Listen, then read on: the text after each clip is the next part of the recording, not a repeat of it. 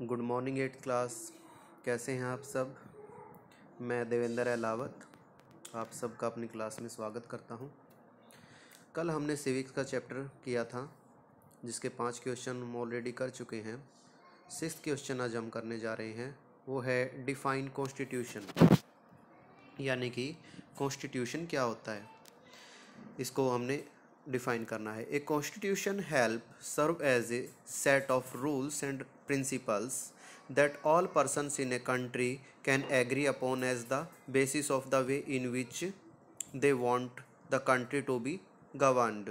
तो एक कॉन्स्टिट्यूशन किस चीज़ में हेल्प करता है, एक सेट होता है ये रूल और प्रिंसिपल्स का, यानी कि नियम और सिद्धांतों के एक सेट के रूप में ये काम करता है संविधान। आगे क्या कहता है ये, can principal that all persons in a country, जिसमें कि उस देश में रहने वाले सभी व्यक्ति उन तरीक़ों या उस आधार पर सहमत हो सकते हैं, that basis of the way in which they want the country to be governed, कि जिसके आधार पर देश को शासित किया जाए, कि किस प्रकार से हमारा देश चलेगा, ये चीज़ जो है लोग इस चीज़ से जो है सहमत होते हैं। तो ये एक संविधान नियमों और सिद्धांतों के एक सेट के रूप में काम करता है जिस पर देश के सभी व्यक्ति उस तरीके के आधार पर सहमत हो सकते हैं जिस तरह से वो अपने देश को शासित करना चाहते हैं। नेक्स्ट जो हमारा क्वेश्चन है, right the main features of constitution. संविधान के जो हैं कुछ प्रमुख विशेषताएं क्या क्या हैं। पहली है फेडरलिज्म, फेडरलिज्म अर्थात संघीय सरकार।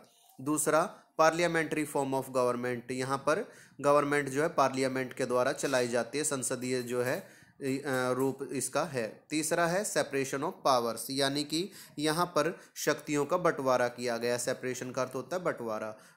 फोर्थ जो इसका विशेषता है वो है फंडामेंटल राइट्स, ये हमें मौलिक अधिकार प्रदान करता है। और फिफ्थ है सेकुलरिज्म, सेकुलरिज्म अर्थात धर्मनिरपेक्षता का अधिकार हमें ये इससे प्राप्त होता है। जो हमारा नेक्स्ट क्वेश्चन है, question number 7th, what do you mean by federalism. यहाँ पर इसको 8th के रूप में 6th 7th और 8th, यस 8th क्वेश्चन ये हमारा है, what do you mean by federalism, federalism क्या होता है। तो फेडरलिज्म जैसा मैंने बताया ये संघीय सरकार होती है। This refers to the existence of more than one level of government in the country, देश के अंदर जब एक से ज़्यादा प्रकार की सरकारें पाई जाती है तो वो जो देश है वो फेडरल कंट्री कहलाता है। इन इंडिया, ऐसा हमारे भारत में भी है, we have governments at the state level and at the central level.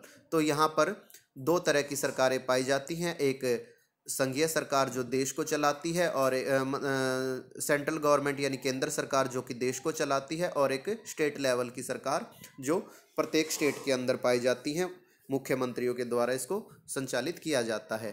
Panchayati Raj is the third tier of government, हमारे देश के अंदर एक तीसरी प्रकार के और जो है इसको शक्तियों का बंटवारा किया गया है, और वो है पंचायती राज, यानी कि गांव के अंदर भी पंचायत छोटे लेवल पर जो है पंचायतों का निर्माण किया जाता है जहां कुछ समस्याओं को सॉल्व आउट किया जाता है। जो हमारा नेक्स्ट क्वेश्चन है, एक्सप्लेन सेपरेशन ऑफ पावर्स, यानी कि शक्तियों का बंटवारा क्या होता है। अकॉर्डिंग टू द कॉन्स्टिट्यूशन, हमारे संविधान के अनुसार there are 3 organs of states, हमारे जो देश है उसको चलाने वाले 3 अंग हैं। Those are the legislature, the executive and judiciary.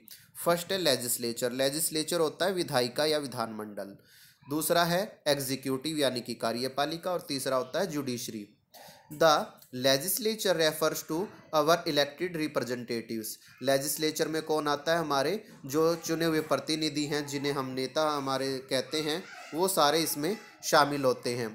The executive is a smaller group of people, executive कुछ लोगों का एक समूह होता है, who are responsible for implementing laws, जो कि हमारे जो कानून बनाए जाते हैं लेजिस्लेचर के द्वारा या लेजिस्लेटिव के द्वारा, उन्हें ये लागू करने का काम करते हैं, इम्प्लीमेंटिंग लाज एंड रनिंग द स्टेट, और ये देश को चलाते हैं। The judiciary refers to the system of courts in the country, और जो तीसरा अंग है यानी कि हमारा जो न्यायपालिका है वो क्या है, जिसमें कि कोर्ट्स को शामिल किया जाता है, in order to prevent the misuse of power by and one branch of state, यानी कि कोई भी अपने जो शक्तियां हैं या पावर्स है उनका मिस यूज ना करे, इसके लिए जो हमारा ये जुडिशरी बनाया गया है ताकि सबको न्याय मिल सके। नेक्स्ट हमारा जो क्वेश्चन है वो है how many fundamental rights in our constitution, कि हमारे जो संविधान है उसमें कितने मौलिक अधिकार दिए गए हैं। कुल मिला के 6 मौलिक अधिकार संविधान के द्वारा दिए गए हैं। पहले 7 थे, एक को हटा दिया गया राइट टू प्रॉपर्टी को, अब सिर्फ 6 हैं। पहला है राइट टू इक्वेलिटी, यानी कि समानता का अधिकार, यानी कि देश के अंदर सभी लोगों को समान समझा जाता है कानून के समक्ष। दूसरा है राइट टू फ्रीडम, स्वतंत्रता का अधिकार, प्रत्येक व्यक्ति वो कार्य करने के लिए स्वतंत्र है जिससे किसी दूसरे के कार्य में या दूसरे के मामले में कोई बाधा ना पहुंचे। तीसरा है राइट अगेंस्ट एक्सप्लॉयटेशन, ये क्या होता है, शोषण के विरुद्ध अधिकार होता है, यानी कि किसी का भी अगर किसी व्यक्ति का शोषण किया जाता है, कार्य करवा लिया जाता है और उसे उसका जो मेहनताना यानी कि वेतन या पैसे नहीं दिए जाते उसके बदले, तो इसे हम शोषण के विरुद्ध अधिकार के रूप में लिया जाता है इसको। इसके अलावा इसमें 14 साल से कम उम्र के बच्चों को किसी भी ऐसे कार्य में नहीं लगाया जा सकता जो कि खतरनाक है, जानलेवा है, तो ये भी इसी में आता है। नेक्स्ट फोर्थ है right to freedom of religion, हमारे देश में प्रत्येक व्यक्ति को अपना धर्म चुनने की स्वतंत्रता जो है दी गई है। कोई भी व्यक्ति हिंदू से मुसलमान से सिख या कोई भी धर्म जो है जैसे चाहे चेंज कर सकता है, इसमें कोई रोक टोक नहीं है, सरकार इसमें इंटरफेयर नहीं करती। फिफ्थ है कल्चरल एंड एजुकेशनल राइट, ये क्या होता है, इसमें जो है शिक्षा और संस्कृति का अधिकार, यानी कि शिक्षा को फैलाने का और अपनी जो संस्कृति है उसको बढ़ावा देने के लिए इस अधिकार को दिया गया लोगों को। और सिक्स्थ और लास्ट है राइट टू कॉन्स्टिट्यूशनल रेमेडीज, यानी कि संवैधानिक उपायों का अधिकार, यदि कोई भी व्यक्ति या गवर्नमेंट हमारे इन मौलिक अधिकारों को छीनने की कोशिश करती है तो हम इस जो ये 6 जो हमें राइट दिया गया है इसके अकॉर्डिंग हम कोर्ट में जा सकते हैं और अपील कर सकते हैं ताकि हमें हमारे अधिकार वापस दिए जाएं। तो आज के लिए ये चैप्टर इतना ही था बेटा, ख़त्म हुआ, और कल हम अपना नेक्स्ट चैप्टर स्टार्ट करेंगे। तो उम्मीद करता हूँ आप सारे क्वेश्चंस को अच्छी तरह से समझ रहे होंगे और इन्हें लर्न भी करते रहें साथ के साथ। Thank you very much, have a good day.